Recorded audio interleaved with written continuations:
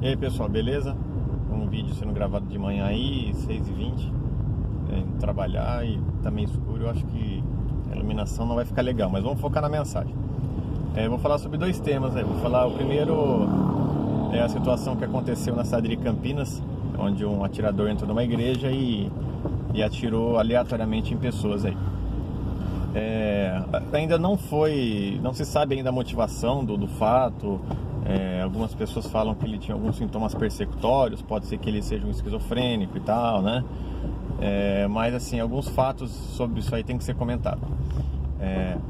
Quando se fala disso aí, já era sabido que o culpado de tudo isso poderia ser qualquer um menos o atirador, né?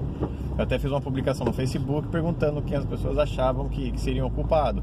Se seria o Bolsonaro, se seriam jogos eletrônicos, se seriam o sistema, né? Se fosse o capitalismo selvagem malvadão, sei lá, né?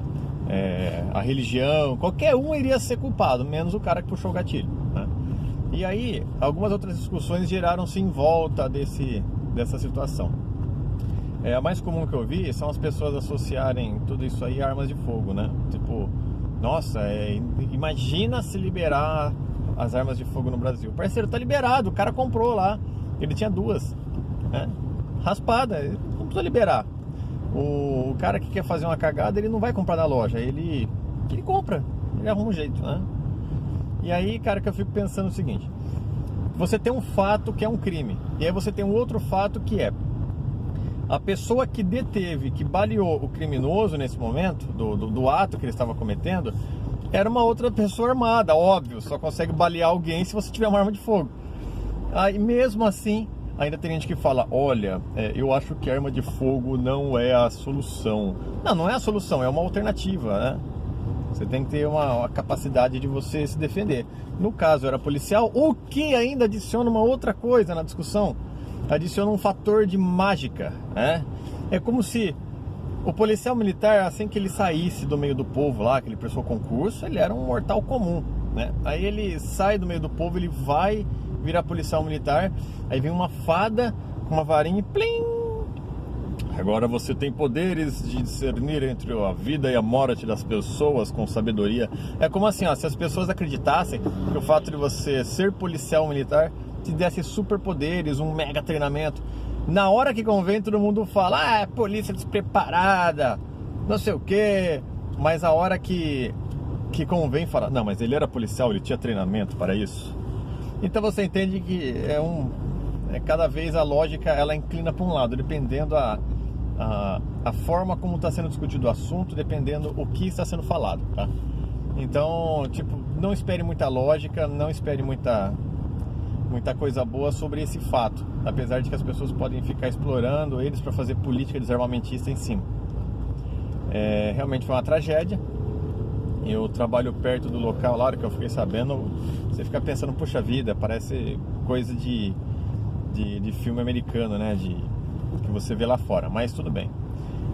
Realmente isso prova que política de desarmamento não funciona. Quando você quer cometer um crime, você consegue arma e acabou, né? Só funciona para deixar as pessoas vulneráveis. Aí, só que uma semana antes, eu estava numa pequena discussão em uma rede social, falando sobre porte de arma e tal. Aí eu falei, eu tenho porte de arma. Aí uma pessoa perguntou assim, mas você vai para todo lugar armado? Eu falei, sim, inclusive igrejas. Olha só que coincidência. Eu falei, inclusive igreja, quando eu vou armado. Não se acreditava até aquele momento que poderia ter um ataque desse tipo numa igreja no Brasil. Eu pelo menos não conseguia imaginar. Aí o meu entendimento de que o risco maior seria no meu deslocamento, né? Sei lá, de parar no semáforo e ser surpreendido ou alguma situação do tipo. Então a gente está vendo que no Brasil tudo pode. Aqui é tudo é possível. A Bananalândia é uma terra que não se pode duvidar de nada. Mas brevemente é isso. A lógica de quem fala sobre o assunto ela é opcional realmente. Um outro tema que eu queria abordar aqui é que algumas pessoas acreditam que existem dois Brasil. Algumas pessoas acreditam que existe o Brasil deles e o meu. Assim. Eu acho curioso a forma como algumas pessoas colocam um discurso sobre algumas coisas que acontecem tanto relacionado ao Brasil, ou que pode se tornar relacionado. Por que eu estou falando isso? A Venezuela está fazendo alguns exercícios militares que estão envolvendo aeronaves da Rússia e inclusive alguns bombardeiros estratégicos, que são armas ali que podem carregar até armas nucleares, né? Aí eu vejo algumas pessoas já associando isso a um reflexo do Bolsonaro. Nossa, Bolsonaro entrou no poder e tal, e ele que vai causar uma guerra e tal. Aí, por que eu falo que tem pessoas que acreditam em dois Brasil? Porque as pessoas que não votaram no Bolsonaro costumam falar assim, ó, aí, agora vocês aí, se estourar uma guerra, os bolsominions podem ir lá lutar, podem ir lá guerrear. Parceiro, se estourar uma guerra, tá todo mundo fodido. Não vai ser só os bolsominions que vão se fuder, vai ser todo mundo. Então para de torcer pela babaquice, pela idiotice que você quer, para algumas pessoas se fuderem, porque todo mundo vai se fuder. Não existem dois Brasil. Se o barco afundar, todo mundo vai se molhar, né? Cara, é incrível como que algumas pessoas não conseguem ter uma visão um pouco mais ampla, um pouco mais integrada do que é uma unidade de país, o que é questões políticas, o que são pautas que não condizem com a realidade do seu país, mas que são politicamente corretas, né? Então, vamos começar a pensar um pouco, pesquisar um pouco antes de falar bosta, né?